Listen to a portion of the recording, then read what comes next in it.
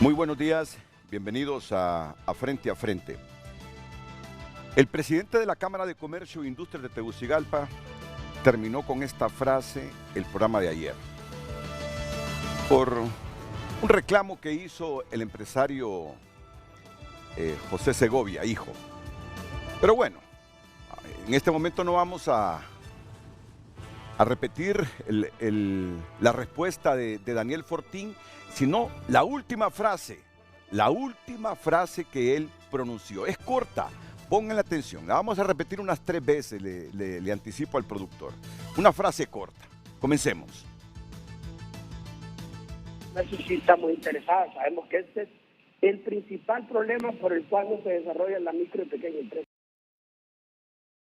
Estábamos hablando de extorsión y no se escuchó muy bien, así que yo le pido a audio que me coloque exactamente para que la gente tenga contexto. Estamos hablando de extorsión. Y al hablar de extorsión, Daniel Fortín dijo esto. La Cámara de Comercio sí estamos interesados, sabemos que este es el principal problema por el cual no se desarrolla la micro y pequeña empresa. La extorsión es el principal problema por el cual no se desarrolla la micro y la pequeña empresa. Y usted sabe de dónde se genera el 70% de los empleos en Honduras. De ahí, de la micro, de la pequeña empresa. Hablamos de desempleo y todo eso, pues mire usted la trascendencia que tiene la micro y la pequeña empresa. Como dije 3 veces, vamos a repetirlo por tercera vez. La Cámara de Comercio sí estamos interesados, sabemos que este es el principal problema por el cual no se desarrolla la micro y pequeña empresa. La Cámara de Comercio estamos preocupados por la extorsión, porque mientras no terminemos con esta, no se va a desarrollar la micro y la pequeña empresa. Y si el 70% de los empleos que se generan en el país surgen de esa pequeña, de esa microempresa, hombre, entonces, ¿cómo no hacer de esto un tema importante de debate?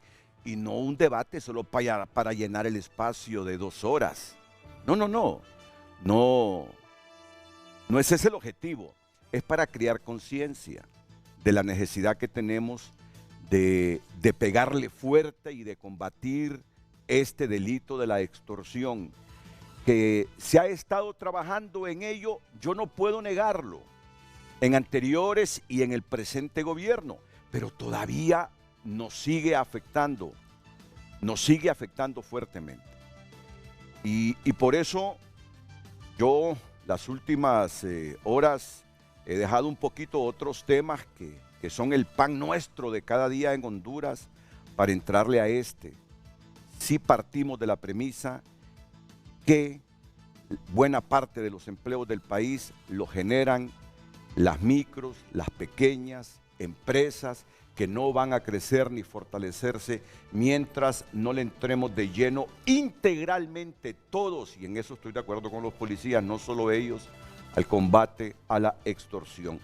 Para analizar este tema y otros concernientes a la policía y este asunto que es básico si pretendemos crear un clima que contribuya a que tanto nosotros internamente como externamente se interesen fuera de la seguridad jurídica a invertir en nuestro país, porque volvemos a lo mismo, solo con inversión vamos a generar empleo.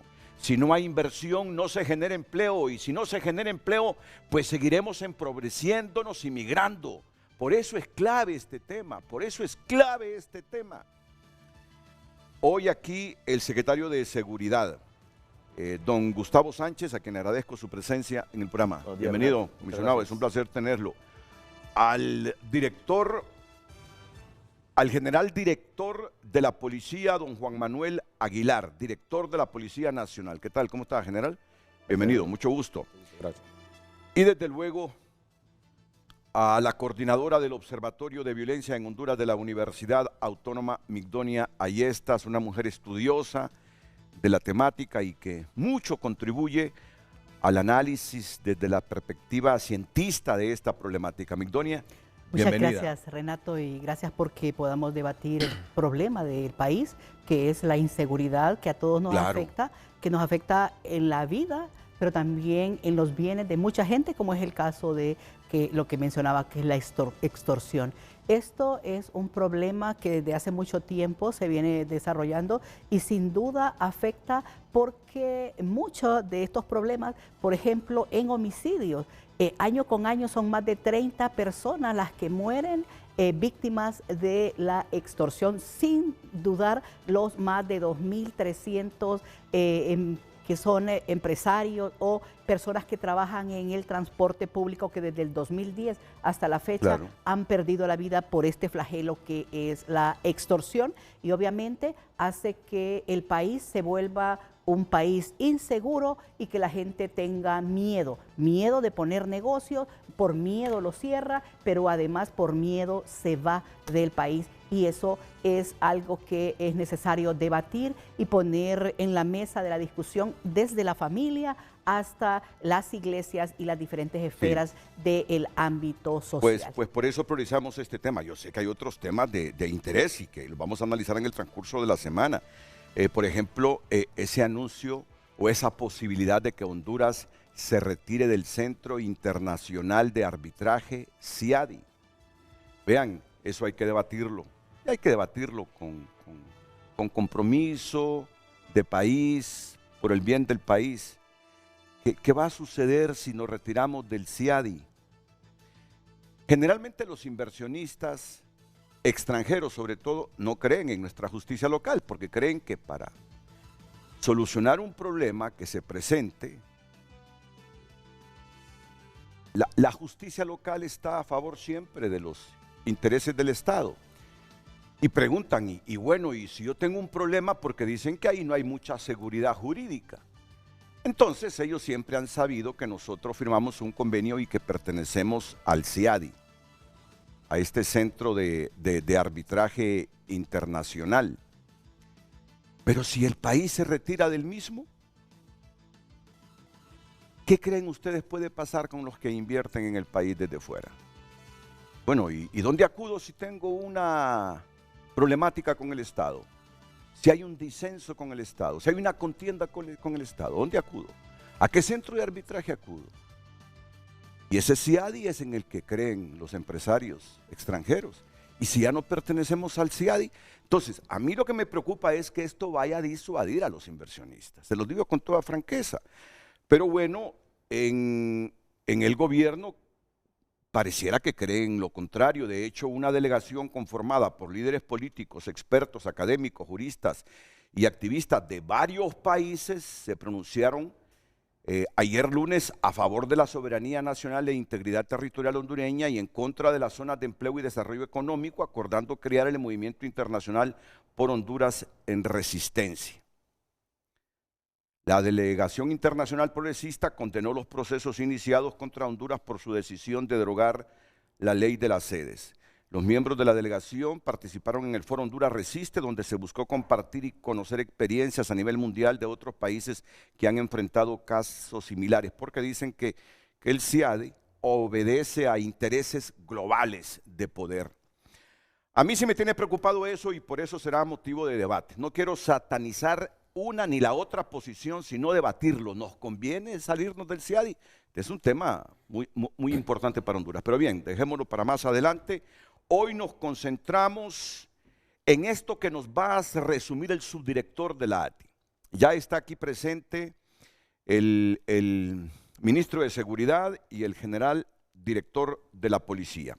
Pero quisiera que escucharan este resumen de 2 minutos que nos hace el subdirector de la DIPANCO, Eduardo Lanz, el subdirector de la DIPANCO, que son los temas, entre otros, pero fundamentales que vamos a tratar esta mañana en el programa.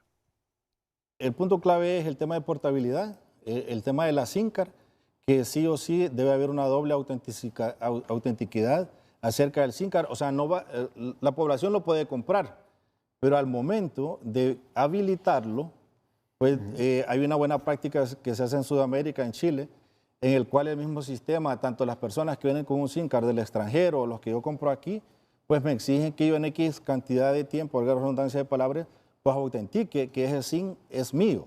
Y lo hago a través de un biométrico que lo podemos corroborar a través del Registro Nacional de las Personas, ya que muchos hondureños pues ahí estamos en esa base de datos, entre otros. E igual la telefonía análoga, o sea, la que no son smartphones, también se puede hacer yendo a cualquier kiosco de cualquiera de las operadoras. El otro tema es el espacio radioeléctrico, o sea, necesitamos sí o sí saber esos impulsos de comunicaciones, pues también las estructuras criminales, al darse cuenta de estos controles de los teléfonos celulares, etcétera, pues para eso está también la telefonía satelital, ¿verdad?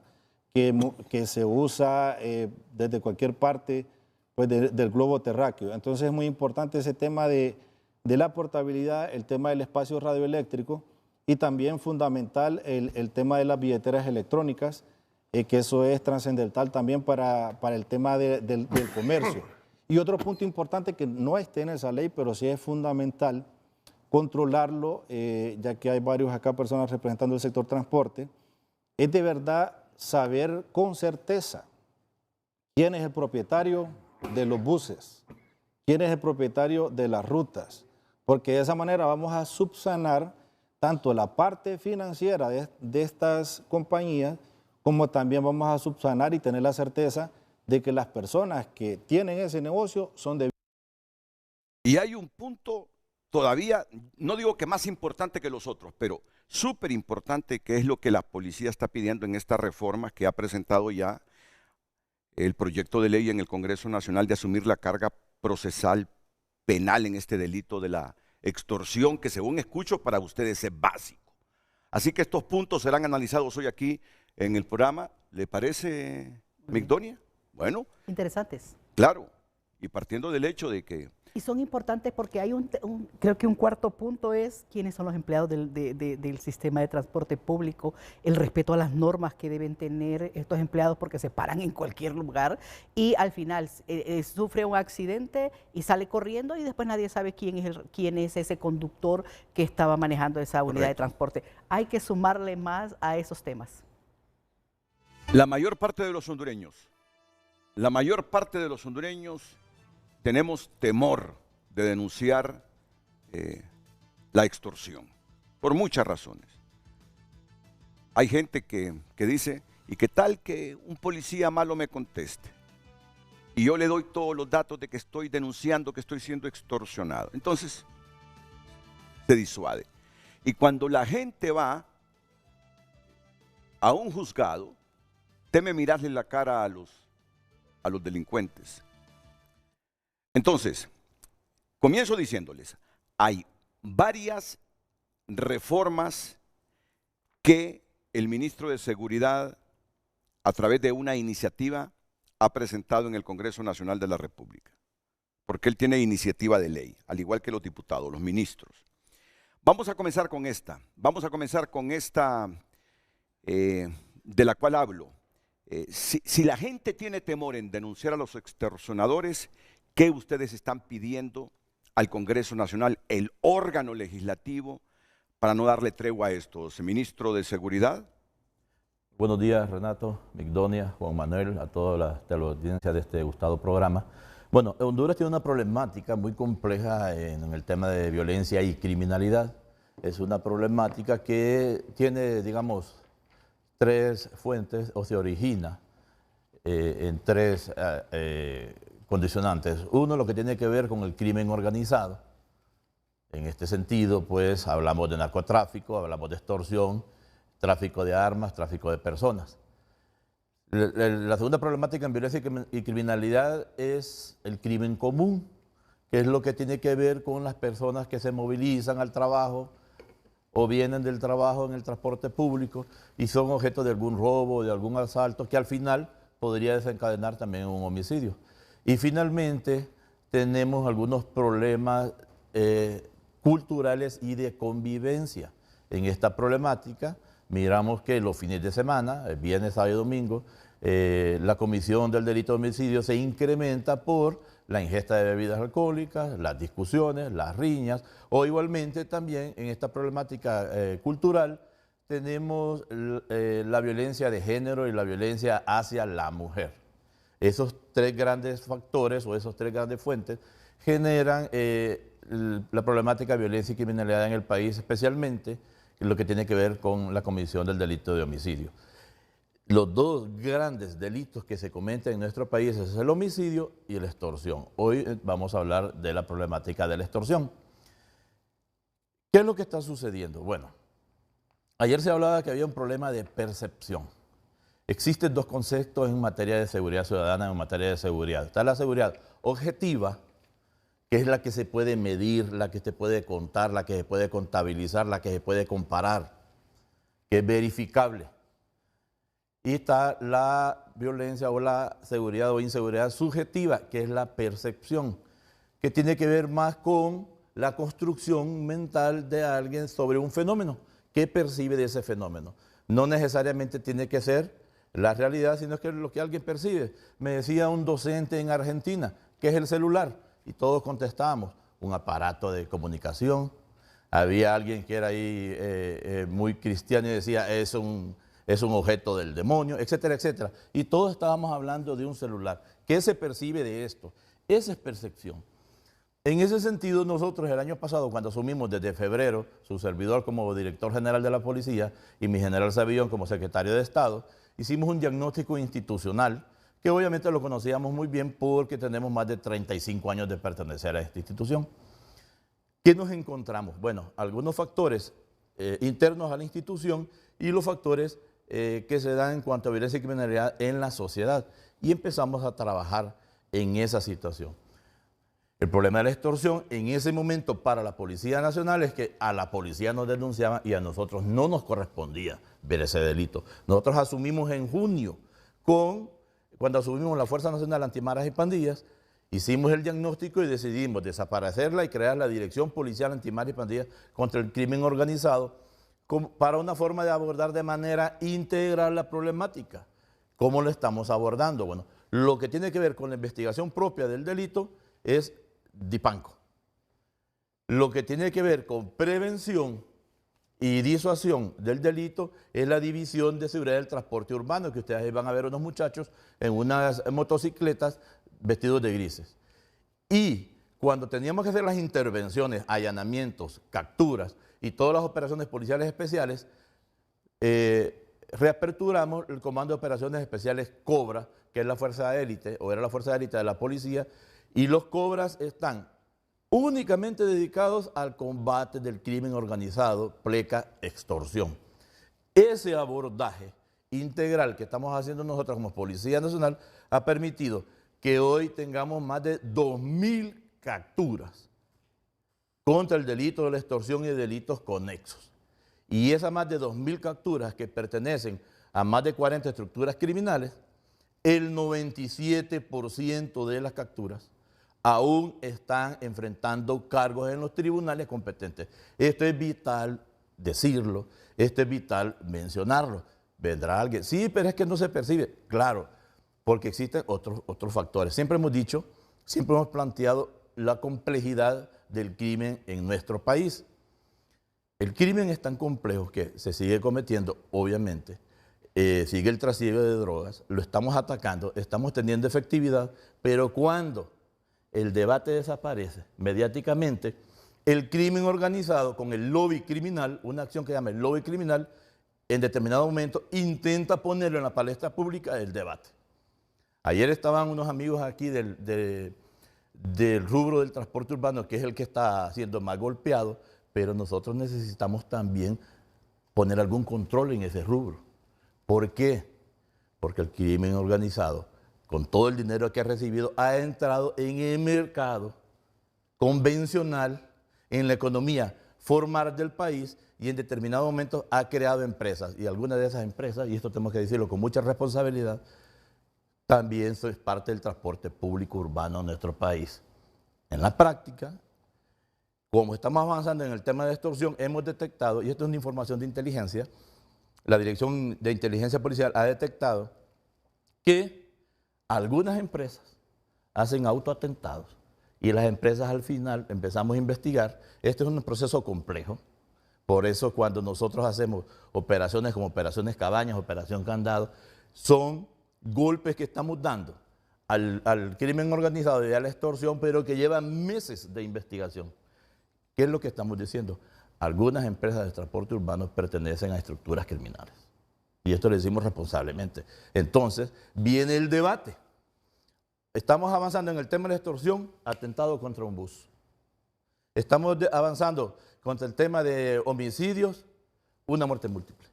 Entonces, siempre hay motivaciones para mantener esa situación. Nosotros aquí vamos a plantear algunas estadísticas y en determinado momento nosotros, como institución, como Policía Nacional, nos apartamos y dejamos que otras instituciones den esas estadísticas para que se verifique lo que se está haciendo. Obviamente no vamos a desconocer, insisto, el problema que tenemos en el país con la comisión de homicidios y el problema que tenemos en el país con el delito de la extorsión. Pero responsablemente nosotros estamos avanzando. Ahora bien, usted me preguntaba. No, pero déjeme, esos autoatentados cuando están avanzando, dice usted, en el combate a estos flagelos, ¿se hacen con qué objetivo? Para mantener el debate. Hay que entender esto. ¿Cuál debate? Cuando digo el debate es lo siguiente. Hay un avance en materia de prevención de la violencia y criminalidad en el país. Hay un avance, eso es innegable y lo podemos ver y podemos verificar y otras instituciones lo dicen. Ahora bien, como el Estado está siendo tan efectivo en sus estrategias, el crimen responde. El crimen responde contra atentados contra nuestros funcionarios. En Colón murieron 3 y el año pasado y este año 2. Hay enfrentamiento hacia la institucionalidad del Estado, precisamente porque el crimen organizado genera cientos de millones en el país.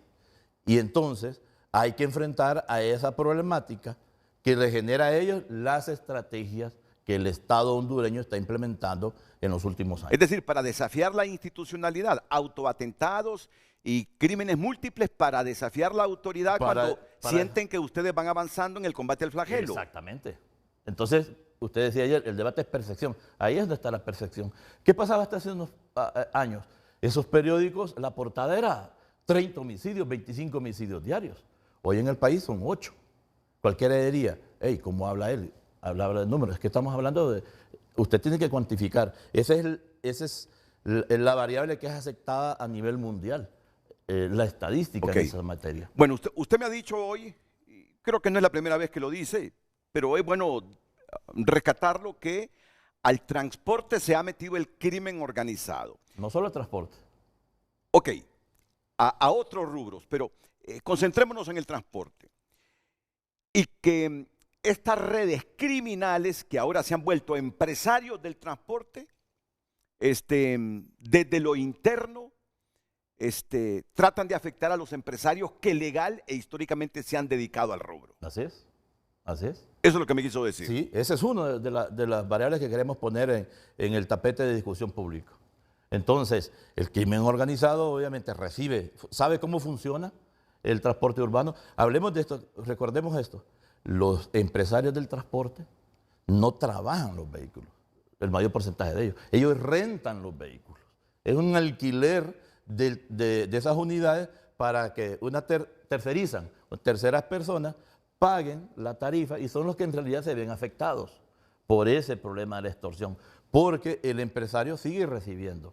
Esa es la forma que se está dando y está bien y es válido y es legal, pero esa es la problemática en realidad. Por eso nosotros estamos planteando, y lo decía muy bien ayer Eduardo Lanza, crear un censo nacional de pilotos y copilotos. Hay que controlar toda la variable y todo el sistema del transporte urbano para prevenir y disuadir algunos tipos de conductas. ¿En qué otros rubros se ha metido el crimen organizado para competir con la gente que lo hace legalmente? No, tenemos empresas, esto es grave y hay que decirlo, y lo estamos investigando y hemos hecho algunas capturas ya. Han entrado a unas empresas de seguridad privada. ¿Por qué? Usted como ciudadano común y corriente puede tener un número limitado de armas de fuego, pero si tiene una empresa y usted se identifica como miembro de la empresa, usted puede tener acceso a cualquier número de armas. En los próximos meses van a salir algunas investigaciones de luz pública que la sociedad se va a escandalizar. Hay que entender, siempre decimos esto, el crimen organizado es muy complejo y por lo tanto se debe enfrentar desde una perspectiva técnica y científica por expertos. Se debe dotar al Estado y a sus instituciones las herramientas necesarias para enfrentar a esta problemática y se está haciendo. Ayer se estaba planteando, y usted me estaba preguntando ahorita, lo que estamos enviando al Congreso. El Congreso ha colaborado y ha contribuido con nosotros. Ahora, la última ley que no pasó, nosotros estuvimos en este programa hablando que se hablaba de la ley de escuchas. Y no era una ley de escuchas. La mal llamada, popularmente conocida como ley de escuchas, fue el 2012. Hace 11 años está en vigencia. Existe una unidad de intervención y escucha. ¿Qué es lo que estamos planteando nosotros, entre otras cosas, en esa ley? Que las empresas de telefonía celular en 24 horas nos dieran la información que solicitábamos, porque pasan 3, 4 meses y no lo entregan. Y de eso vamos a hablar en un ratito. Pero ya usted me ha abierto las posibilidades de repreguntarle, porque esto sí me parece gravísimo. No sé si te pareció gravísimo, Migdonia, cuando dice el crimen organizado, al igual que se ha metido al sector transporte y compiten con los transportistas que hacen esa labor de manera legal, el crimen organizado se ha metido en las empresas de seguridad, también se han vuelto empresarios de seguridad. Y eso sí me parece grave y perdone que reaccione así con mucha sensibilidad. Perdone que reaccione así con un poco de emotividad. Y está bien que nos lo diga, que el crimen organizado, que estas redes se han metido como empresarios de agencias de seguridad. Controlar esto, no sé si va a resultar fácil, no sé si va a resultar difícil, pero que hay que actuar ya de inmediato, ¿no? No, sí, estamos actuando. El crimen, por eso se llama crimen organizado, porque es muy complejo. Miren, no se le dio la importancia que se debía de dar. La incautación la semana pasada de casi 500 kilogramos de fentanilo significa que sacamos de las calles 500 millones de dosis de fentanilo. La dosis de fentanilo es 1 miligramo. Sobredosis es 2 miligramos. Así de potente es esa droga. ¿Cuántos son 500 millones de dosis? La pastillita en Estados Unidos del fentanilo vale $2. Estamos acá hablando que sacamos 1.000 millones de dólares de droga de las calles. Para que tengamos conciencia de esto, estamos hablando de 25 mil millones de lempiras de las calles. O sea, es algo espectacular. Son cantidades increíbles de droga que se está sacando. Drogas que es movida por grupos criminales. Dinero que es recaudado por grupos criminales. Esa es la problemática de violencia y criminalidad que hay. Por eso, este debate del crimen organizado en Honduras, y en Centroamérica y en el mundo, se debe de abordar con mucha seriedad y desde la perspectiva técnica y jurídica y con mucha responsabilidad, porque estamos hablando de enormes cantidades de droga y de dinero y del efecto de muerte, el efecto criminal que está produciendo esta droga. Ministro, ¿hay empresas de seguridad ya constituidas y cuyos propietarios es el mero crimen organizado? Sí, hay empresas de seguridad y hay muchas empresas. Miren, cuando la estructura criminal de los cachiros se trasladaron para Estados Unidos a entregarse y cuando se empezaron a hacer las extradiciones, esto es complicado de decirlo, pero la economía formal se vio afectada. Porque es dinero que entra acá. No, lo vimos en La Ceiba, lo vimos en Tocoa, claro que lo vimos, se vino para abajo la economía. Entonces, ¿cómo está el crimen organizado? ¿Dónde ha penetrado el crimen organizado en el país? En algunos sectores de la sociedad. Óigame, mire, se pone incómodo cuando yo menciono esto, pero tenemos el primer ciudadano del país en Nueva York presentando cargos por narcotráfico. Y él no operó solo, operó con una institucionalidad, operó con algunos sectores de la sociedad. A eso nos enfrentamos. Entonces, ¿por qué siempre yo intento hacer conciencia de esto? Porque va más allá de un debate mediático, o sea, es muy complejo. Los funcionarios y funcionarias policiales, los operadores de justicia, los jueces y los fiscales que nos enfrentamos a esto, estamos exponiendo nuestras vidas para hacer frente a esta problemática de violencia y criminalidad. Por lo tanto, las instituciones del Estado, y está pasando, deben de recibir todo el respaldo de la sociedad y del Estado mismo para poder ejercer las funciones con mucha Y responsabilidad. termino con esto. Un empresario, ¿cómo hace para diferenciar una empresa de seguridad legalmente constituida? Bueno, pero es que legalmente se constituyen hasta las del mismo crimen organizado si antes quienes deben dar la autorización no revisan bien la razón social de esa empresa. Por eso el lavado de activos. Ok, pero nace si las el hay, delito. ¿cómo hago yo como empresario para diferenciar si estoy contratando una empresa de seguridad correcta o una empresa de seguridad que pertenecen al crimen organizado y que en vez de encontrarme seguridad, al contrario, puedo perder con estas? Eso nos corresponde a nosotros, al Estado, de las investigaciones. Por eso, jueces, fiscales y policías nos opusimos a la reforma al artículo que tenía que ver con el lavado de activos, de demostrar el delito precedente. Porque ese dinero está entrando y ellos intentan ingresarlo a la economía formal. Pero si las hay ya constituidas, ¿qué hago yo para diferenciar que no estoy contratando una agencia de seguridad perteneciente al crimen organizado? Para el ciudadano común y corriente, para una persona particular es muy complejo hacerlo. Es complejo para nosotros porque tenemos que dedicar 3, 4, 5 meses a una investigación en ese sentido. Mire, y es tan complejo que el Estado en su momento creó la OAVI, de tantos recursos que se estaba incautando. Bienes, empresas, dinero, aeronaves, vehículos, porque todo eso es producto de la criminalidad a través de la comisión del delito de lavado de activos. ¿Las tienen identificadas en este momento? Las que están en investigación, sí. Yo creo que hay un problema desde el origen, desde que se constituyen. Sí. ¿Quién es el responsable de constituir o darle el permiso de operación a una empresa o cualquier empresa, y en este caso, una empresa de seguridad privada? La pregunta es, ¿quiénes son los dueños? ¿Quiénes son los apoderados legales para poder constituirla? Porque de lo contrario, cuando ya está operando, tienen un permiso para operar. Claro. Y la Secretaría de Seguridad o la Policía Nacional es la que da las supervisiones a esas empresas. Sí. ¿Se está haciendo bien? Es la pregunta. ¿Cómo la gente puede dudar de un permiso del Estado?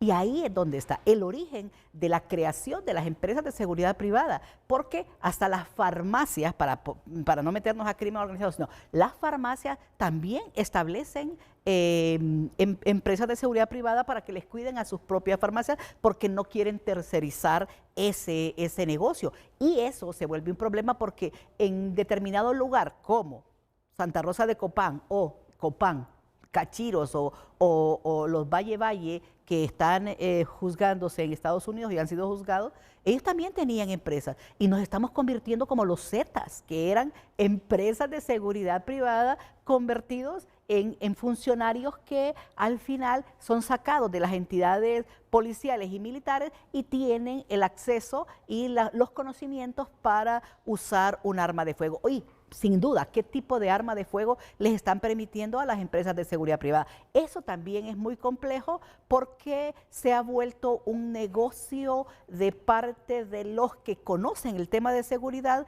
pero lo ven como una forma de brindarle servicios a los que pueden pagarlo y no a los pobres, obviamente.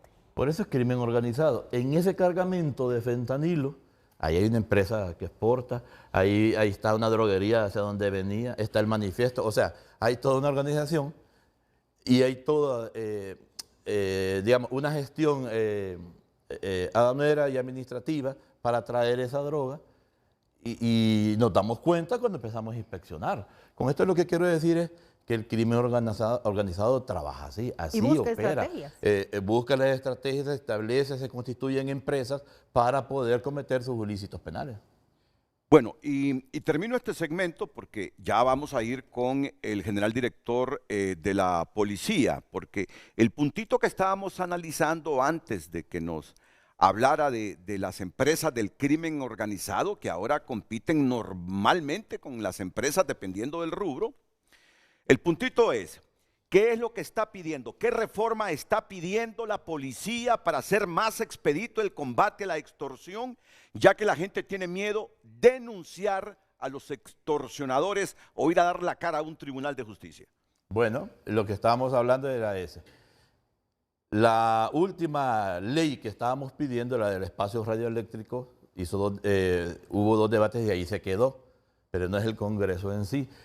Es todo el debate que se generó en torno a eso porque se suponía que íbamos a escuchar a todo el mundo sin ningún control. Ya la ley establece que si Gustavo Sánchez está bajo investigación por la comisión de un delito del crimen organizado, la policía solicita la investigación al fiscal, la fiscal hace los arreglos a la ley y lo presenta ante juez competente. ¿Quién es el que concede la escucha? Es así, siempre fue así, pero se detuvo en el tercer debate, no ha pasado y ahí está en el Congreso. Ahora bien, nosotros solicitamos eso, pero ahí lo que se está pidiendo es que las empresas de telefonía celular en 24 horas no den la investigación. Imagínense que ahorita hay un secuestro contra el hijo de un empresario y nosotros estamos investigando, tenemos un número, lo pedimos a una empresa y la empresa nos contesta en 6 meses. Eso es lo que decía la ley, pero el debate fue otro. Entonces al final nos quedamos sin ley, aquí estamos esperando que se apruebe para poder actuar las instituciones del Estado. Están pidiendo también asumir la carga procesal penal en este delito. Lo que pasa es que la carga procesal penal, y ahí el señor director va a ampliar un poco, es muy compleja porque cuando es delitos de portación de armas de fuego, capturamos a una persona con el arma. Si es tráfico o tenencia de drogas, capturamos a las personas con drogas. Pero si alguien está recibiendo o la están extorsionando, ese alguien tiene que denunciar para que nosotros podamos investigar. Entonces ahí viene todo el debate. Miren, en el delito de secuestro, la efectividad con la denuncia es 100%, en Honduras, no en Estados Unidos, en Honduras. En el delito de la extorsión, cuando hay denuncia, la efectividad es arriba del 80%. ¿Cuál es el problema? Que no se denuncia y la gente tiene miedo y en determinado momento tienen razón, pero deben de denunciar para que las instituciones del Estado podamos actuar y controlar eso. Por eso nosotros tenemos ese número tan alto de detenidos, por eso hemos desmantelado esas estructuras. Pero si la gente sigue con temores, ¿cómo llenamos ese vacío?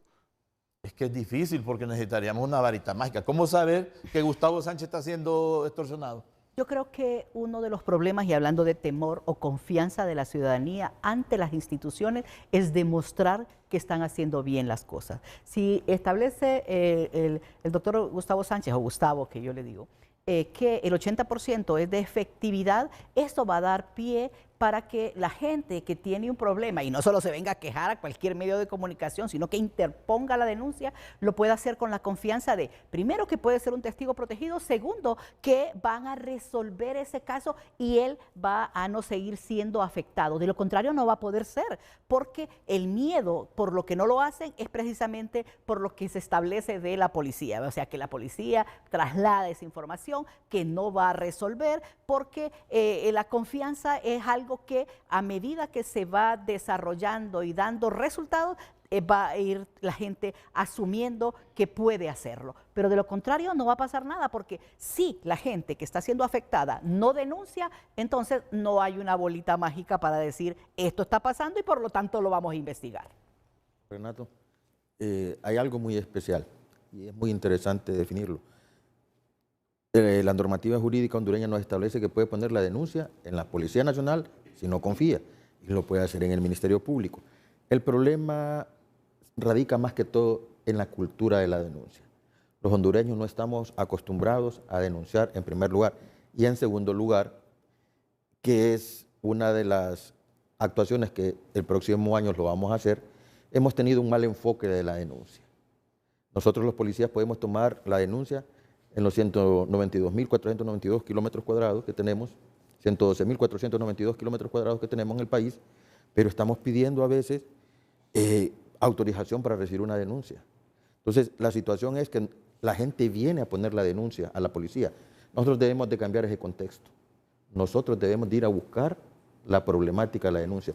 Y eso lo pensamos hacer este año, que en todas las jefaturas departamentales y en las metropolitanas van a establecer sistemas de denuncia totalmente independientes y con una sola base de datos, que ya lo tenemos y lo hemos tenido anteriormente, pero por situaciones que fueron adversas se perdió. Pero el problema más grande que tenemos es la denuncia. Si uno se da cuenta, le voy a poner un ejemplo. Nosotros revictimizamos, y esto es una mea culpa de la institución policial. En Tegucigalpa hay una población aproximada de 1.4 millones y con la variante de que entran y salen, llegamos casi a 1.7 millones de ciudadanos que están en el día en la ciudad capital. Y tenemos solo 3 lugares para tomar denuncias: el Ministerio Público, Los Dolores y la DPI de Tegucigalpa. Entonces, a cada lugar les estamos asignando casi $500,000 para que puedan ir a tomar una denuncia. Eso es una falencia en el sistema de denuncia. Y nosotros lo hemos visto con el señor ministro y tenemos ya los sistemas informáticos preparados para que la denuncia vaya a los lugares, lo mismo que con las armas. Las licencias también. Estamos viendo en la parte sur de Francisco Morazán un montón de municipios, la gente no tenía licencia. ¿Por qué? Porque no quería venir a la policía desde allá, desde esos lugares. También en Marale, Alubaré, en todos esos lugares no quieren venir a Tegucigalpa. Entonces, ¿qué es lo que hicimos? Creamos las licencias móviles, desplazamos un vehículo tipo furgón que lleva todos los componentes de la licencia al lugar y estamos haciendo la diferencia. O sea, no esperamos que la gente venga a buscarnos, no. Nosotros buscamos al ciudadano. Entonces, lo que sucede con la denuncia, si no confían, porque eso es una retórica, que todo el tiempo dicen que la policía aquí, pero a mí me han llamado, entonces yo les digo, denme prueba. No es que me contaron, eso de me contaron no, a mí me interesan las pruebas, porque yo antes de presentarme al órgano jurisdiccional, yo tengo que presentar el medio probatorio, pero yo lo vengo escuchando desde que era su inspector hace más de 30 años, de que voy a la policía y yo no he encontrado... Pero no descarten, no descarten, no porque siempre hay manzanas podridas. No, es que y es que hay un en problema. la viña del Señor de todo hay. Pero no podemos seguir con la misma retórica que si voy a la policía, pueden ir a denunciar a la fiscalía. La verdad que no es una retórica. La última encuesta de percepción de inseguridad y victimización que el Observatorio Nacional de la Violencia y el IUDPAS de la universidad hicimos, preguntamos eso a la gente y le preguntamos a 3.000 personas en quién confía y ante quién interpone la denuncia. Y la ventaja que tiene la Policía Nacional es que en su mayoría la interponen ante la Policía Nacional, pero la desventaja es la capacidad de respuesta que tiene. Ese es el problema, esa es la mea culpa que hay que asumir, que es la capacidad de respuesta que tenemos, porque al final, en un promedio de un 75%, no hay respuesta. Entonces, ¿qué es lo que la ciudadanía que interpone una denuncia, y no estamos hablando de extorsión, de toda la denuncia, ¿no? ¿Qué es lo que al final la gente se lleva? No hicieron nada. Y le preguntamos hasta para qué pone la denuncia, para recuperar el objeto perdido, para que las instancias del Estado actúen, para que pongan preso al responsable. O sea, muchas de las cosas que la gente dice por qué denuncia es lo que al final se lleva de no respuesta. Por eso es que si no es lo que me dijeron, es que también se puede probar científicamente a través de una encuesta de percepción de inseguridad y victimización. Pero es que ahí perdón, ahí hay una cuestión, volvemos a la percepción. Sí, claro, es percepción.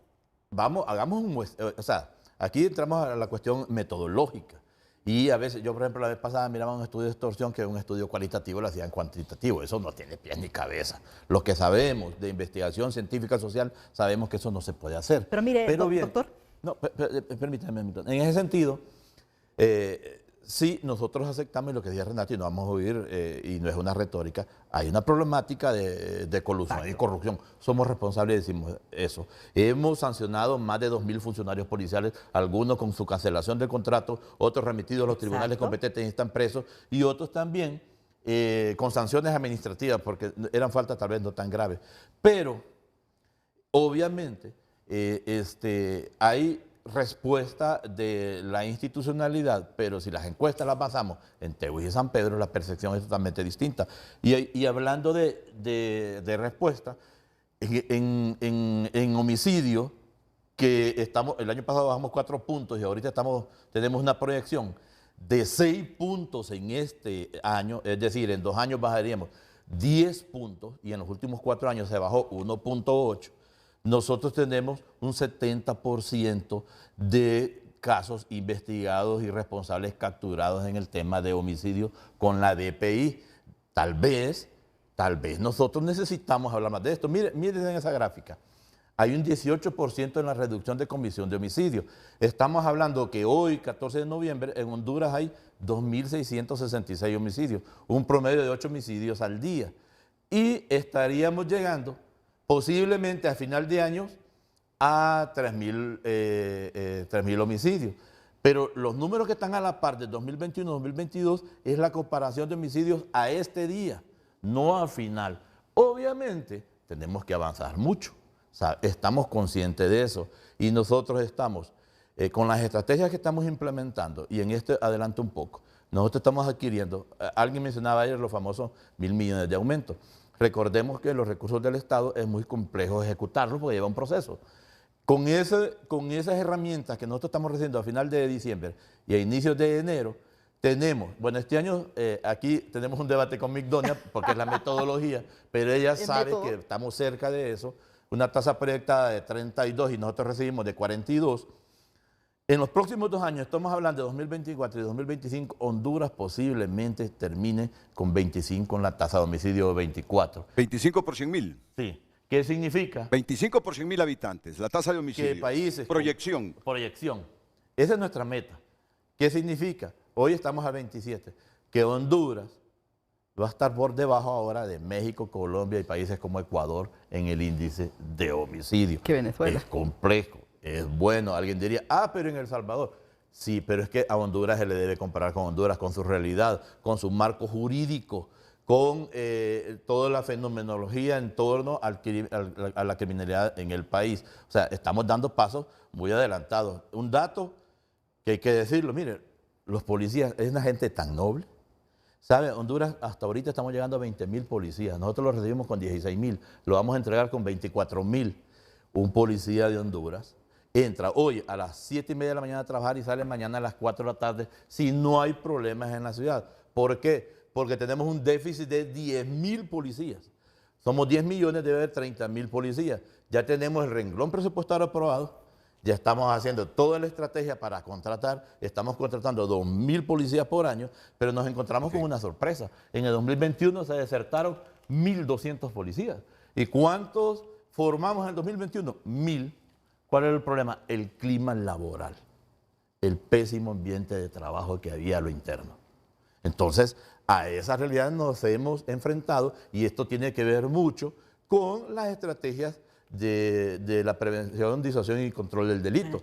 ¿Por qué? Porque tenemos una institución desmotivada. ¿Cómo va a trabajar? Es muy complejo trabajar. Bueno, hablando del debate que tenemos con el doctor Gustavo Sánchez, y sabe que hay 3 tipos de proyectar una tasa de homicidios. La tasa lineal, que es la que nosotros dijimos en nuestra presentación, 37.4, es la que va a cerrar el año. En la tasa aritmética, que es la que ustedes manejan, es 34 por cada 100.000 habitantes, que es pero también hay una tasa o una proyección logarítmica que establece que podemos cerrar en 26. Depende lo que le conviene a alguien para decirlo. Nosotros siempre ponemos la vara más alta precisamente porque eso le permite a las autoridades tratar de establecer mayores estrategias para reducir el fenómeno. Sí hemos visto que hay una reducción en homicidios, eso es innegable, y el observatorio, ahí hablamos de una muestra, ni siquiera una muestra, el total de lo que ocurre para establecer eso. Ese es nuestro método para analizarlo. Pero en materia de, por ejemplo, de encuestas de percepción, el observatorio, el IUDPAS, lo hace a través de un margen de error de más o menos el 4% y una prueba de confianza, un análisis de confianza del 95%. Llegamos a todo el país, 18 departamentos, urbano y rural, hombres y mujeres jóvenes y mujeres adultas, hombres jóvenes y mujeres y hombres adultos. Miremos Por lo tanto, esa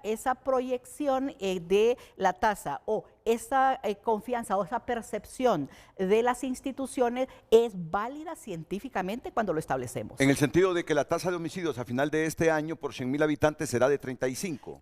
Depende de cómo lo analice. La Policía Nacional dice que 32, 34, 33.3 nos había dicho, están bajando la 32. La proyección lo establece que 34 puede cerrar el año, pero también puede cerrar, depende del método que utilicemos para calcularla, que puede cerrar en Pero 37 coincides que por se ha cada 100. reducido un poco los Sí, homicidios. obviamente se va a reducir entre 2 a 5 puntos la tasa de homicidios, y eso sí es importante.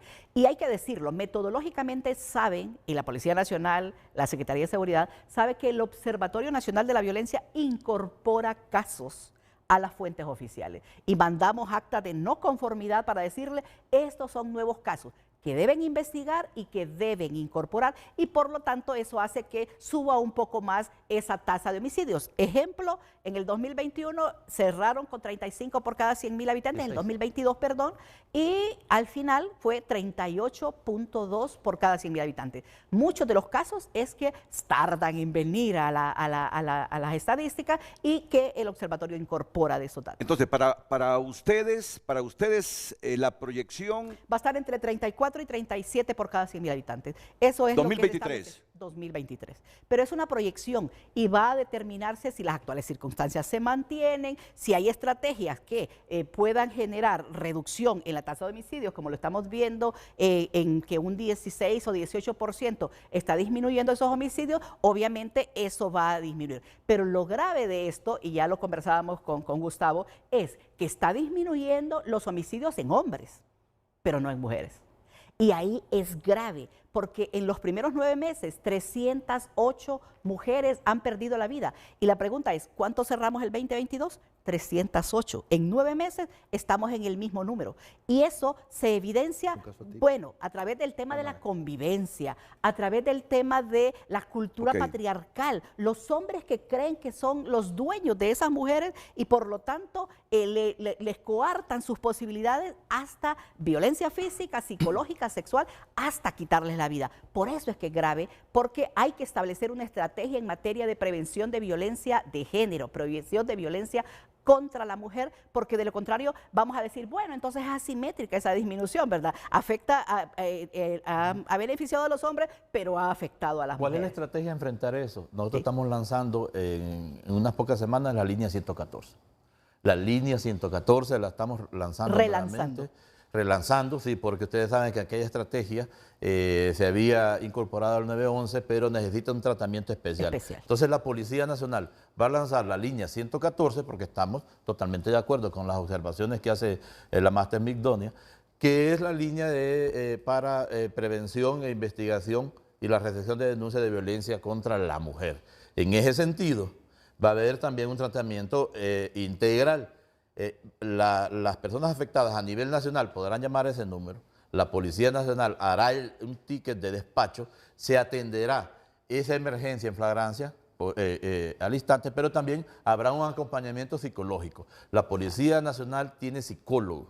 Esos psicólogos y psicólogas van a trabajar en esta línea para auxiliar, para asistir, para tratar de controlar esa crisis en que está siendo afectada esa mujer por parte o recibiendo violencia doméstica, violencia de género, violencia hacia la mujer por parte de su pareja o de algún familiar. En ese sentido, esta es una de las estrategias para nosotros enfrentar esa problemática.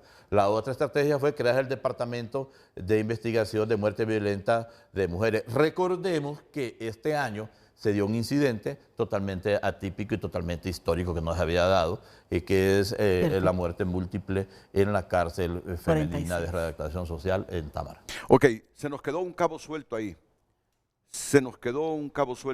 A una intervención de Migdonia Yestas. Y ya vamos a ir con el general director de la policía para retomar el tema central que tenemos, pero la verdad que en estos asuntos de seguridad todos son temas centrales, ¿verdad? Importantes. Pero nos hemos salido un poquito, pero no deja de ser importante todo lo que se está debatiendo. Y el cabo suelto que yo creo que nos queda es que faltó la respuesta cuando Migdonia dijo, pero ¿por qué existen empresas de seguridad constituidas y que son de redes criminales, si ustedes los policías son los que emiten las licencias para que operen estas? ¿Creen que han emitido ustedes licencias de operación de agencias de seguridad cuyos propietarios son criminales? No, Renato, el enfoque no es ese. El enfoque es el crimen organizado con dinero, producto del lavado de activos ha entrado en la economía formal del país y no ahora, de siempre. En ese sentido, ingresan en el mercado de las empresas de seguridad, en el mercado de exportación, en el mercado de importación, en agricultura, en determinados espacios y determinados rubros de la economía. ¿Por qué? Porque por eso se llama lavado de activos. Se utiliza en los testaferros, se utiliza empresas ya establecidas que están en quiebra y se compran. Es todo un engranaje muy complejo para poder Oportuno, ingresar buen ahí, punto, buen para punto. ingresar ahí. O sea, no podemos decir, si es aquí, ¿por qué no? No es así de fácil. Es muy complejo. Lo estamos haciendo. Nosotros hemos realizado operaciones policiales que hemos capturado más de 68 personas en una operación, en una redada, producto de esas investigaciones que hacemos al crimen organizado, y lo hacemos desde Dipanco, con, obviamente, trabajando de manera articulada, dirigido técnica y jurídicamente por la Fiscalía, en este caso la Fiscalía contra el Crimen Organizado. Entonces, estamos haciendo mucho trabajo, obviamente tenemos que avanzar más. Recordemos que hay un mercado criminal porque hay una demanda, hay una oferta, entonces ahí es donde el Estado entra con sus instituciones de manera responsable y enfrentando y afectando a esto. Miren, estamos hablando del delito de la extorsión y las manifestaciones del crimen organizado y el crimen en general. Si a nosotros nos pusieran a escoger dónde tenemos que enfocarnos en el crimen común. ¿Por qué? Porque es la que afecta a la ciudadanía en general. El crimen organizado se focaliza y ellos se enfrentan entre ellos y se enfrentan hacia las instituciones del Estado, no a la generalidad. Por eso nosotros tenemos 3 estrategias diferentes. La estrategia contra el crimen organizado, la estrategia contra el crimen común y la estrategia contra el crimen que está afectando desde la perspectiva sociocultural y enquistada en nuestra sociedad. Esas son las diferentes estrategias. ¿Cuál es el problema de la prevención? Que la prevención nos damos cuenta de su valor hasta que la perdemos. Entonces, la vez pasada me recuerdo en el programa que usted hablaba, miren, en Chile dicen, hay una encuesta que quieren que se suman las estrategias de Bukele. Pero Chile tenía 4 en la tasa de homicidios. Pues. Ese es lo complejo de la percepción. Yo estudié en Argentina. La tasa de homicidio en Argentina creo que está por 6 en este momento. En Buenos Aires había un homicidio y debatían 6 meses por ese homicidio. Hacen ley Micaela por una. Exacto. Entonces, la percepción era enorme porque como no hay, entonces se enfocan y la gente percibe otra cuestión. Entonces, todo esto, por eso nosotros, gracias a Dios existe el Observatorio de la Violencia, gracias a Dios existe una ONG, nosotros estamos abordando esta problemática de una perspectiva integral, porque así se debe enfrentar el crimen en el país, desde una perspectiva técnica y científica y también integral. Bueno, ayer el general director de la policía emitió una expresión que creo no le gustó a Bukele. Bukele se mantiene monitoreando Centroamérica. El general Juan Manuel Aguilar, refiriéndose a las estrategias y al modelo de seguridad de El Salvador, dijo, si mal no recuerdo, yo no me quiero convertir en delincuente, cuando se refirió al modelo. No. Así le entendimos. No fue así. Lo que yo establecí es que el derecho penal salvadoreño y la normativa jurídica hondureña son totalmente diferentes. ¿Qué es lo que sucede? Ellos readecuaron su normativa jurídica para hacer lo que en El Salvador se está logrando. No, yo no puedo ir a detener a una persona solo porque es simpatizante, porque él hace ademanes con sus manos, hace gestos, porque es miembro de una pandilla, llevarlo a un presidio y tenerlo detenido. Si yo hago eso, estoy cometiendo delito en Honduras. A eso me refiero. O sea, no es que dije que yo respeto mucho la autonomía de los pueblos. El Salvador tiene su propia normativa jurídica, la respeto, las políticas del señor presidente Bukele las respeto. Lo que yo no puedo hacer es, como dijo la persona que intervino ayer en el canal, que quería que nosotros hiciéramos lo que se hace en El Salvador. No, nosotros no podemos hacer porque nuestra normativa no jurídica lo permiten. No lo permiten. Entonces, yo no puedo hacer algo que nuestra normativa no lo permita porque yo estoy cometiendo un delito. Entonces, la policía no se puede convertir en un ente criminal porque la ley es clara. En Honduras tenemos un juego bien definido, respetar la ley. Entonces, si El Salvador hizo lo que ellos hicieron y les está saliendo bien, reformaron sus leyes. Exacto, reformaron sus leyes, pero nosotros no podemos hacer eso porque nosotros estamos cometiendo delitos. Con las leyes que tenemos nosotros no podemos hacer lo que hace El Salvador en este momento para combatir a las maras. No lo podemos hacer. Solo con el hecho de saber que es pandillero, ellos lo detienen y lo llevan preso. No lo llevan al órgano jurisdiccional. Después le hacen un proceso. Nosotros ya tuvimos una charla con los salvadoreños, hablamos sobre la temática y es totalmente distinta. Además de que, imagínense que en un proceso penal a 70 o 700 mareros lo juzgan en el mismo momento y dictan sentencia para todos. O sea, la ley, mire, en El Salvador es un problema latente. Cuando pasa ese estado, bueno, el régimen de excepción que dicen los salvadoreños, ahí van a tener un problema de qué hacer con esos. Ese es el debate, si es sostenible en el tiempo no ese modelo. No es sostenible en el tiempo. Por eso es que lo que era antes malo en Honduras, ahora es bueno en El Salvador, que significa la reelección, precisamente porque hay que mantener el estado de cosas y solo los salvadores son los que pueden hacerlo y por eso es que se quieren mantener en el poder. General director, y eso se vuelve un problema. Me voy con esta respuesta suya a la pausa comercial y luego nos centramos de nuevo en este asunto del espacio radioeléctrico, de los SINCAR, de la portabilidad y todo esto. Yo sé que ustedes están formados para no trabajar en función de suposiciones o de hipótesis a preguntas de periodistas.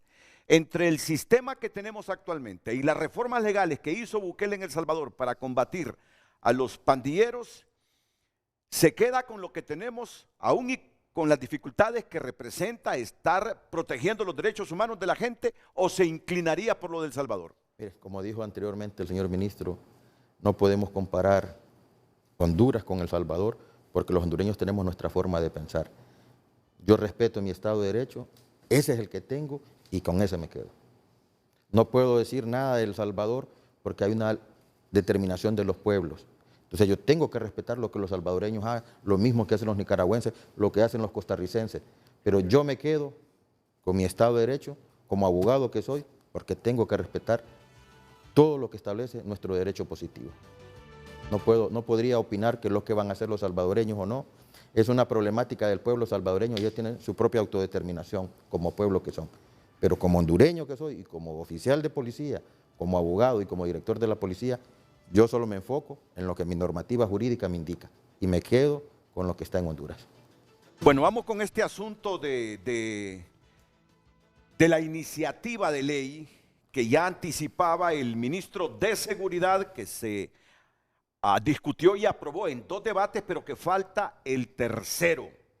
Y el tercero no se ha producido, no se ha aprobado todas estas reformas, simplemente porque hay muchos sectores que creen que esta es una ley de escuchas, que le va a facilitar a la policía escucharnos a todos, y que ya no solo se puede utilizar para asuntos de seguridad, sino que la policía pudiese involucrarse en asuntos políticos o de otra índole que la gente teme. Yo no sé si en esta misma línea de pensamiento está Migdonia. Invadir la privacidad es un problema. ¿Para usted es un riesgo, sí, entonces? Es un riesgo siempre, y ahí es donde las instituciones del Estado, porque hay muchos países que lo hacen, pero deben demostrar que es para asuntamente y estrictamente necesarios para investigación científica criminal. Ellos dicen que para eso es. Entonces ahí es donde necesitamos que el pueblo hondureño sí escuche esas explicaciones, porque muchos de nosotros y los políticamente expuestos han dicho que en anterior tiempo se escuchan sus conversaciones. Obviamente hasta a mí me ha pasado que han escuchado mis propias conversaciones. La ventaja que tengo es que lo que digo en público lo digo en privado y ese no es un problema. Pero mucha gente se pone en riesgo precisamente cuando se utiliza mal un procedimiento como este. General director de la policía, Juan Manuel Aguilar, solo permítame unos segunditos, ministro. Aquí tiene a Migdonia Yestas. Migdonia es una mujer profesional, que tiene mucha comunicación y análisis, diálogo con ustedes en torno a esto, y es una de las muchas mujeres, de las muchas organizaciones que ya la han escuchado. Teme esta ley porque cree que pudiese invadir la privacidad de la gente, y no necesariamente para lo que ustedes nos dicen será la ley. Bueno, lo que pasa es que lo miran desde un punto, de una perspectiva diferente.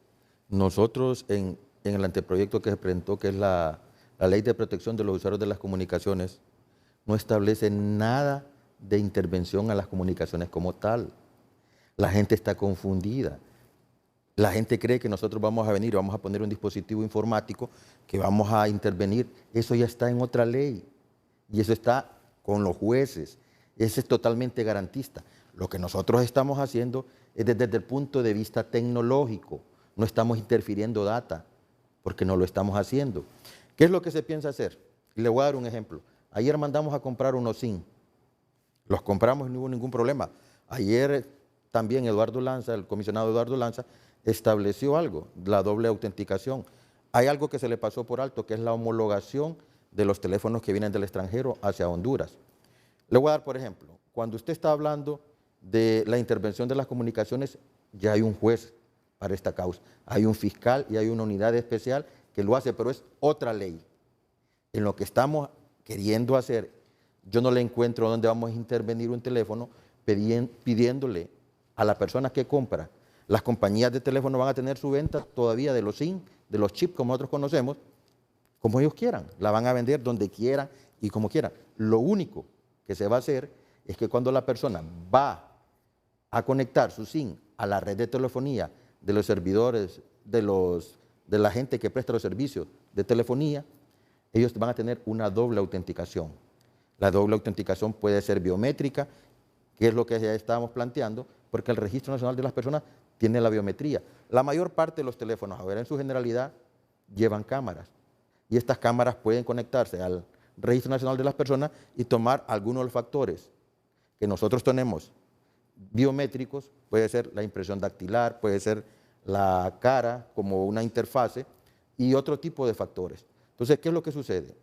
Usted va a un lugar, compra el SIM, viene, lo mete en su celular, la antena de telefonía, le dice, detecta el email, hace un broadcast, se comunica con la antena y le dice, este es tu número, tenés que autenticarlo. Entonces, los datos primarios los adquirió la compañía, porque la ley lo obliga, pero usted va y lo compra sin ningún problema. Entonces, la autenticación segunda es que él se va a conectar con un servidor que va a estar en Conatel, porque Conatel es el ente fiscal. Entonces, ¿qué es lo que va a suceder? Al día siguiente, Conatel mira que esta persona se conectó al RNP, que es la misma persona, y le va a dar el alta. Yo no encuentro qué violación estoy haciendo ahí, interviniendo en la comunicación. Ahí no existe nada de eso. La segunda cuestión, va a existir una base de datos de teléfonos robados. ¿Qué es lo que sucede? Yo me robo un teléfono. Con ese teléfono le pongo un SIM a ese email. El email es individualizador móvil del equipo individual. ¿Qué es lo que sucede? Que es el aparato. Antes lo teníamos, como usted me dijo, que pudiéramos desarmar uno, lo teníamos de forma física. Había un papel que traía un número, que traía 15 dígitos, y en la actualidad es lógico. Ya viene, cuando usted le pone asterisco, numeral, 06 numeral, le da el número de email. Pero también ahora hay números virtuales, que usted los puede en su teléfono tener dos números, el físico y el lógico. Ok, entonces, ¿qué es lo que vamos a hacer en este caso? Crear una base de datos. Si alguien se roba un teléfono, ese teléfono lo vamos a bloquear, el email. Pero en la actualidad, yo me robo un teléfono, lo llevo a un centro penal y puedo meter cualquier cantidad de SIM. Nosotros bloqueamos el SIM, pero no el teléfono. Los teléfonos que vengan del extranjero, que es la homologación, por ejemplo, las pandillas que hemos encontrado, que vienen de El Salvador, siguen utilizando en Honduras los teléfonos de ellos acá. Pero, ¿qué me sucedió a mí en Chile? Cuando yo fui a Chile en el 19, el gobierno de Chile me dio 30 días para que yo pudiera presentar la homologación de ese teléfono, si no, automáticamente lo sacan de la red. ¿Qué es lo que sucede? Usted tiene que presentar la factura de compra, tiene que presentar una fotografía suya, el email del dispositivo, y usted lo tiene ya presente y le dan de alta en el país. Lo mismo queremos hacer nosotros. Vienen de Guatemala, vienen de El Salvador y se están haciendo extorsión con esos teléfonos. Entonces, yo no encuentro dónde es que nosotros vamos a intervenir las comunicaciones. No vamos a intervenir. Y la otra cosa, que es lo que se equivocan, es porque dicen que nosotros en una parte de la ley establece que nosotros vamos a hacer estudios de la trazabilidad, no de la comunicación como tal. ¿Cuál es la trazabilidad? Las llamadas que usted hace de un lugar a otro, pero no la llamada adentro, sino los CDR. El número que usted digitó al número que le fue a caer la llamada. Todo es técnico, totalmente técnico. Lo que pasa es que lo están viendo de una perspectiva eminentemente jurídica. No estamos interviniendo teléfonos. Para ampliar un poquito ahí, Juan Manuel, se está viendo también desde una perspectiva política y de interés. Aquí vamos a ser claros. Desde 2012 se escuchan las comunicaciones. Las comunicaciones se escuchan desde hace 10 años con arreglo a leyes. La ley dice, la policía presenta la necesidad de intervenir un número, la fiscal lo revisa, le da las adecuaciones jurídicas y lo presenta al juez, y el juez establece si procede o no. Si procede, pasa a la fiscalía y pasa a la policía que realiza la intervención. Tenemos una década de eso. Esta nueva ley no se está escuchando nada. Lo que está hablando el señor director general es toda la parte técnica para que nos dé la herramienta a la Policía Nacional para hacer efectivo en esas extorsiones que la ciudadanía se está quejando. Es la respuesta del Estado a un clamor popular, a esa necesidad. Eso es lo que se está haciendo, pero el debate fue otra cosa. Entonces, al final, ¿quién pierde? La sociedad. Le voy a dar un Por ejemplo. eso, perdón, Juan Manuel, por eso se tiene que abordar esta temática con mucha seriedad, porque eso es lo que está sucediendo. Otra cuestión, miren, ahí se está pidiendo también que se le da un tiempo de 24 horas a las empresas para que nos den la información. Un caso de secuestro, 24 horas es mucho, pero no le dan 3, 4, 5, 6 meses. Entonces, en eso se le está obligando a las empresas de telefonía celular para que colaboren, para que contribuya, para que responda a la ley como la ley lo dice. Y hay una problemática, y aquí lo vamos a decir. Son dos empresas, pero hay una que está colaborando y una que no. Y no es por dolo. El problema de una de las empresas es que tiene que invertir muchísimo dinero en tecnología porque está desfasado.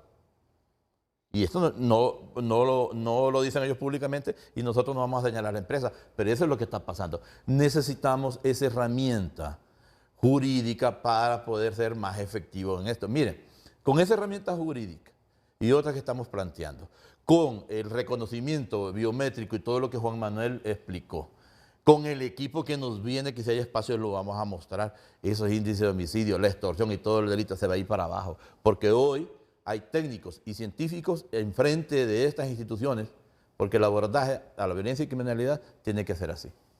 ¿El ejemplo que iba a poner usted? Don Renato, le voy a poner un ejemplo. Hubo un caso de una menor que fue secuestrada. Venimos y le solicitamos a una de las empresas que nos apoyara, nos dijo no. Por suerte, ese teléfono tenía portabilidad. La otra empresa se tardó 5 minutos, porque un fiscal le dio la instrucción, 5 minutos. Todos, absolutamente todos los que participaron en el secuestro fueron detenidos, todos. Y la ventaja es, en ese tipo de casos es que se le da hasta 24 horas, pero hay otros casos que no son secuestros, son extorsión. Entonces, si nosotros, una persona que participó estableció la identidad de las personas que se da en el hecho criminoso. La cosa más fácil en este mundo de hacer es falsificar la identidad virtual de una persona. A mí me llama mucha gente, soy fulano de tal, mucho gusto, pero no sé realmente quién es mi interlocutor, le digo, porque al otro lado de este teléfono no sé quién está. Lo mismo sucede en la ciberseguridad. A mí me pueden mandar cualquier face news, cualquier cosa, y yo no puedo definir con certeza, a menos que compre un código o que compre una certificación de seguridad, quién es el que está al otro lado. En ciberseguridad, lo más fácil es falsificar la identidad de una persona. Entonces, lo que nosotros queremos en Honduras es que la persona que llegue a comprar un número de teléfono, esa persona es realmente la que lo va a usar. Le voy a dar otro ejemplo, es así, muy fácil. ¿Sabe qué es lo que he hecho cuando una compañía viene y para hacer investigaciones policivas agarramos un SIM, lo ponemos en un celular? ¿Qué es lo que me pregunta? Son dos, la autenticación que hay ahorita, mi número de identidad y después la fecha de nacimiento. Entonces yo me voy al periódico y busco alguna persona que esté en el periódico tarjeta de identidad y me sale la tarjeta de identidad y la fecha de nacimiento. Y tal vez ya está muerta esta persona. Entonces, y con esa es la autenticación que tenemos ahora. Entonces, yo no encuentro cuál es la intervención que vamos a hacer si hace 10, 11 años va a cumplir ya esa ley que ya está interviniendo las comunicaciones. Nosotros somos garantistas y se lo dije en aquel entonces y se lo vuelvo a repetir. Juan Manuel Aguilar Godoy y los policías que yo tengo no nos vamos a prestar a intervenir un teléfono sin orden judicial. Y que conste, nosotros no lo intervenimos, es otra unidad del Estado, no es la Policía Nacional quien lo interviene, es otra unidad del Estado. Esa unidad del Estado le da al juez y al fiscal las grabaciones y el análisis. Nosotros no tenemos ese equipo como policía, lo tiene otro ente del Estado y ellos nos facilitan. esa comunicación a nosotros, siempre llevando el debido proceso. Entonces, han confundido lo que es la ley de protección de los usuarios de las telecomunicaciones con la ley de escuchas. Son cosas totalmente apartadas una de la otra. Lo que estamos haciendo es que Conatel, como el ente fiscal, tome el poder, tome el mando y diga, esta es la base de datos de teléfonos robados, esta es la base de datos de usuarios, este usuario tiene este teléfono, este otro teléfono, este otro teléfono. Y a nosotros se nos va a hacer fácil saber quién está utilizando las billeteras digitales, saber quién tiene cuentas y un montón de situaciones. Dentro de esta cuestión que estaban hablando anteriormente, hay una unidad financiera, una unidad de investigación financiera, que es lo que queremos hacer nosotros, la investigación financiera paralela. Todo el mundo se enfoca en la extorsión, pero nadie se enfoca en las riquezas que ellos han tenido. Con esa unidad vamos a buscar, no precisamente a la persona, sino que quitarle lo que más les duele, los bienes y el dinero. Mira, Migdonia, yo en esta iniciativa he sido muy prudente justamente porque trato de determinar y darle espacio a las explicaciones de ellos. Pero sé que hay un segmento de la población que me dicen, Renato, no seas ingenuo, nos van a escuchar al igual que nos vienen escuchando. Pero trato de ser equilibrado porque sé que tenemos un flagelo que nos está perjudicando, que nos está multiplicando la pobreza. Y entonces, mire la explicación que nos dan ellos. La percepción que hay, que lo que quieren es escucharnos, cuando ya sabemos que hay una ley de escuchas, claro, y que hay una unidad del Estado que escucha. Y que un juez determina si procede a autorizar que se escuche. Después de esto, una persona como tú, ¿qué piensa? Yo creo que uno de los temas importantes es la educación a la población. Cuando se dan las suficientes explicaciones sobre una ley y se conversa con los expertos y además que se desarrolla un proceso de formación, es fácil entenderlo y que la gente lo pueda aceptar, porque de lo contrario, lo que siempre prevalece es el miedo al Estado que apuesta a que los ciudadanos sean responsables de hechos que muchas veces no lo son.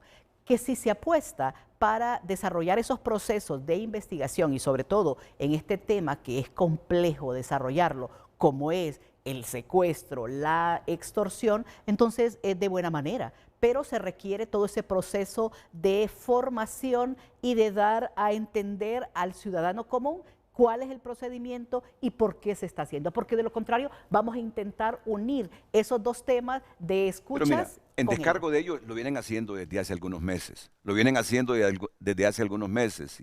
Pero sigue prevaleciendo, significa que el proceso didáctico de enseñarlo es el que hay que poner. No, y además la coyuntura política. Obviamente. La coyuntura política no les ha abonado para nada. Sí, no, y estamos hablando de una ley cuando tenemos paralizado el Congreso, y entonces ¿en qué momento queremos que el Congreso pueda discutir una ley como la que ustedes están planteando? Que me parece interesante y es importante para la investigación científica criminal que dé cuenta de quiénes son los responsables de estos hechos que afectan y que hace que la percepción se vuelva alta, porque no siempre en las extorsiones hay tantas muertes violentas, y hace que la violencia también en todos los sentidos se vuelva alta. Antes de la pausa comercial, desde ya ratito vengo escuchando de un video y de nuevo equipo que va a adquirir la Policía Nacional.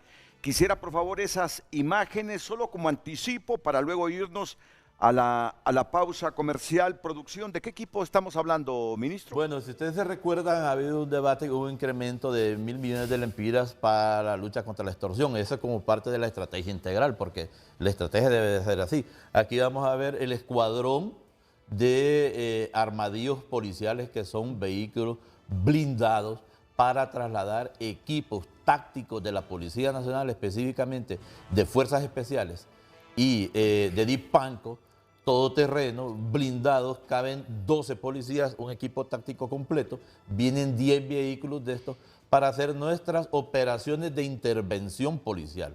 ¿Por qué? Nosotros tenemos un alto número de policías heridos y fallecidos en cumplimiento del deber. El Estado y sus instituciones deben proporcionarle la seguridad necesaria para que puedan ellos ejercer su función por un lado. ¿Qué tal si nos quedamos ahí y me lo explica? Perfecto. Con más amplitud cuando vengamos de la pausa, porque desde ya día yo vengo escuchando que Dipanco no ha ejecutado su presupuesto. Desde ya días vengo escuchando que se ha quedado en un 6, 10% a esta altura del año Dipanco. Entiendo, mejor explíquenmelo después, por favor, porque me llama la atención ver ese nuevo equipo para la Policía Nacional. El control que hoy en día mantiene la Secretaría de Seguridad es notable, la reducción de homicidios, extorsión, etcétera. Son temas de importancia y si le han dado el interés que merece, excelente trabajo.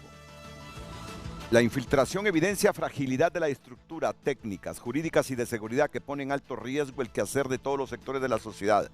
Se han permeado los sistemas y la credibilidad y confianza se han perdido. Aquí no se sabe quién es quién o sí. Y yo voy a aprovechar en este momento, antes de leer el de Luis Estrada.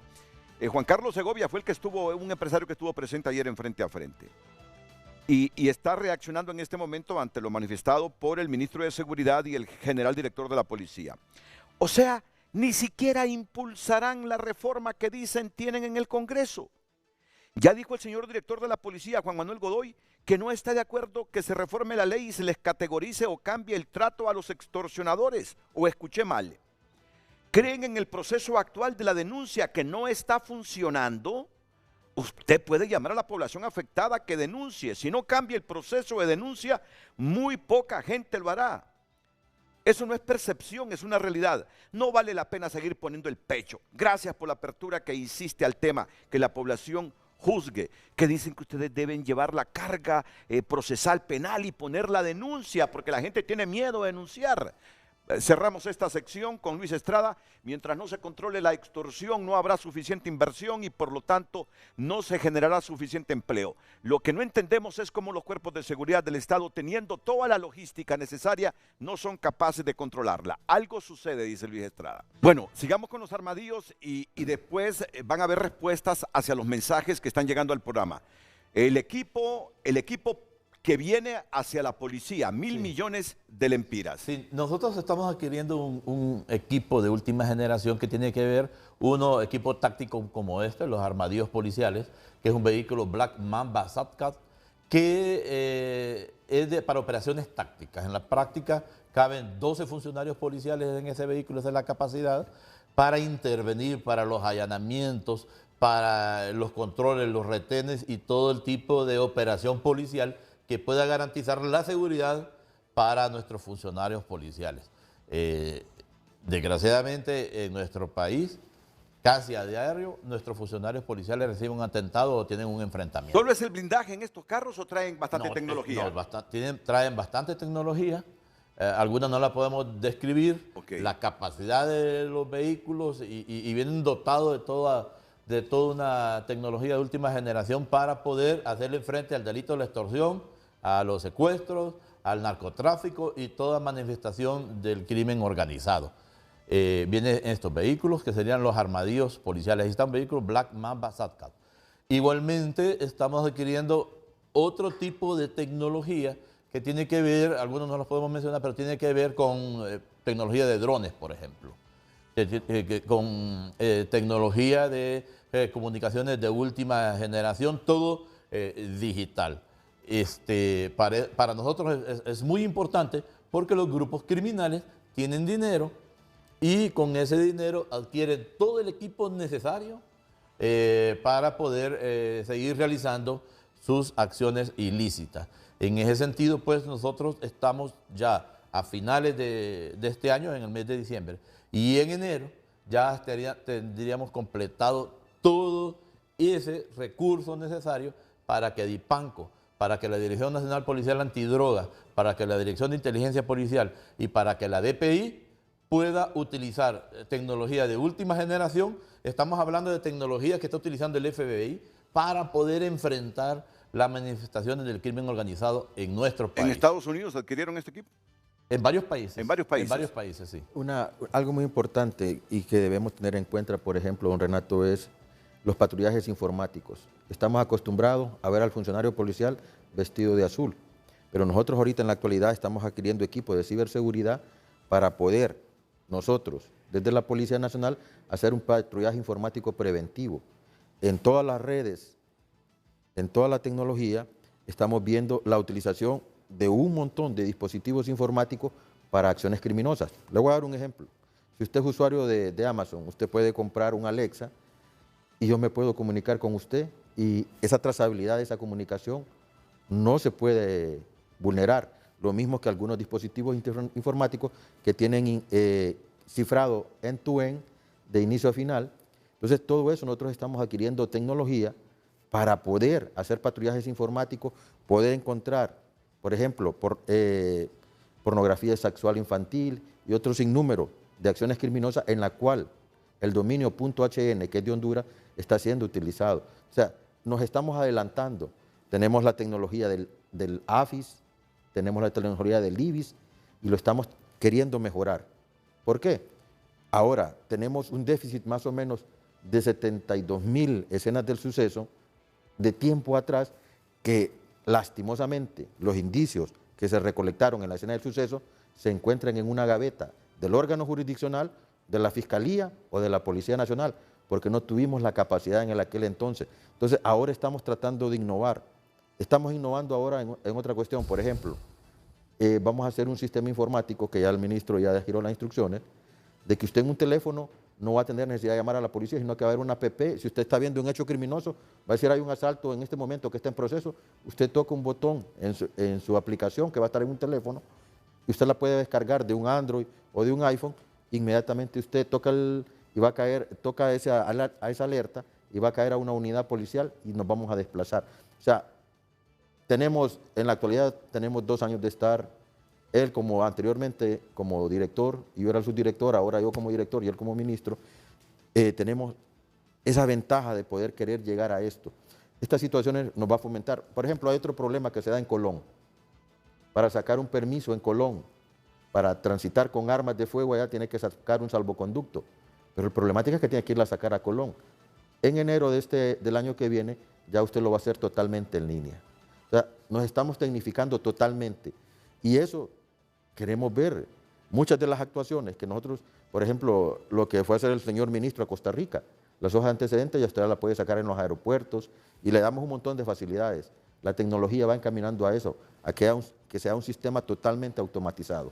Bueno, de algo estoy convencido, que estos son, que yo recuerde, Migdonia, el ministro y el general director de la policía más tecnológicos que han habido en las últimas 3 décadas. Pausa y retornamos ya con los comentarios finales y comentarios en torno a aquellos que no han estado muy de acuerdo con lo que han dicho aquí el general director de la policía y el ministro de Seguridad.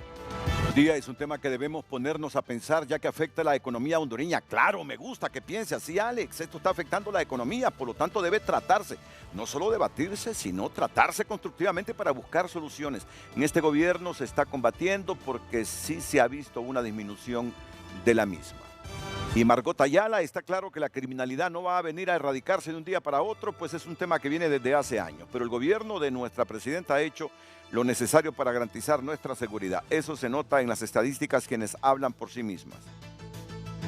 Redes Sociales fue presentado por Óptica La Curazao. Todo noviembre hasta 75% de descuento. Aros con precios inigualables. Me llega una denuncia, dice. Interpuse el 18 de agosto del 2023 en la DPI de Santa Bárbara. Ellos la tienen como 434-2023 en los archivos. Me engavetaron la investigación en la DPI. No se hace nada. Ya son varias veces que me hacen lo mismo. La mora de investigación es grande. No me mencione, Renato, pero hay 2 caras. Pues he ido varias veces a la DPI de Santa Bárbara y solo me saben decir que la agente de investigación está día ese libre. Así se excusan. Luego le escribo a ella, pero no responde. Los ciudadanos se quejan tanto. Bueno, hay muchas cosas que corregir todavía, sin lugar a dudas. Hay muchas cosas que corregir. Wilmer Calix es dirigente del transporte. Estuvo ayer aquí 5 minutos. Solo tengo 1 minuto, Wilmer, porque mira que ya estoy por terminar el programa y todavía tenemos una pausa comercial pendiente. Adelante, Wilmer. Buenos días, licenciado Renato, y a sus panelistas, señor ministro, señor jefe de la policía. Hemos visto que la policía este último año ha tenido un cambio importante, pero hay cosas que hay que resaltar, que tenemos que mencionar, que esta lucha no puede ser solamente de la Policía Nacional. Esta debe ser una lucha integral, donde vemos con preocupación, donde hay unas reformas en el Congreso Nacional, donde los señores diputados nos están sesionando y que no se pueda robar la herramienta para poder salvar vidas de los más pobres, de los más necesitados, que son los que vivimos viendo la extorsión. Hay una parte que no se puede ocultar, que la extorsión ha ido creciendo, infiltrando a todos los sectores, mismo llámese transporte, llámese el comercio y toda esta situación. Pero yo creo que debemos de tener una herramienta importante para prevenir, no estar actuando después de que los criminales van evolucionando y nosotros querer actuar. Hacemos un llamado importante al Congreso Nacional y al señor ministro le pedimos, por favor, que las reformas se presenten al Congreso. Nosotros haremos nuestra parte para exigir esa reforma. Quiero decirle públicamente que la gente no es que no quiere denunciar, sino que se le implantó la cultura del terror cuando usted iba a denunciar y lo sacaban de su casa y los mandaban a matar, y eso no se puede ocultar que eso lo vivimos en el país. No por fuga solo información de la misma Policía Nacional, aquí hay que decirlo claramente, muchas veces de la Fiscalía y de los entes, llámese jueces, de ahí salía la información que nos iban a denunciar. Sí. Entonces, creo que esa herramienta es importante, que el delito de extorsión de orden privado pase a orden público. Esa es de las mejores herramientas que le pueden dar resultados a la Policía Nacional. Pero quiero que antes de irnos a la pausa, muchas gracias, Wilmer Calix, usted de su comentario, general director de la policía, sobre, ¿cómo le puedo llamar? Estas incomodidades en torno a la denuncia y al rol que debe tener la policía en relación a la extorsión. Ok, lo que estábamos definiendo el día de ayer, que lo definió Eduardo Lanza, fue dos perspectivas. El bien jurídico protegido en algunos casos, que es por ejemplo en el narcotráfico, que es la salud del Estado de Honduras. En otro, el bien jurídico, por ejemplo, en el caso de la aportación ilegal de armas de fuego, también es la población del Estado de Honduras.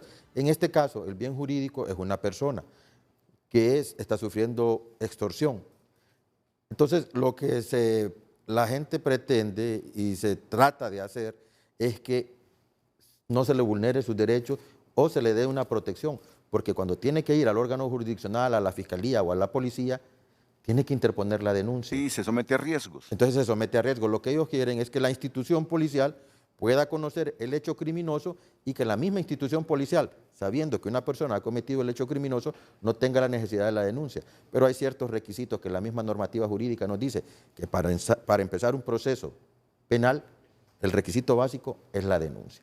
Entonces, eso es lo que ha creado una disyuntiva jurídica de que si la policía puede interponer la denuncia para que esta persona pueda quedar en el anonimato. ¿Actualmente no puede? No, no puede. ¿Y si se reforma la ley?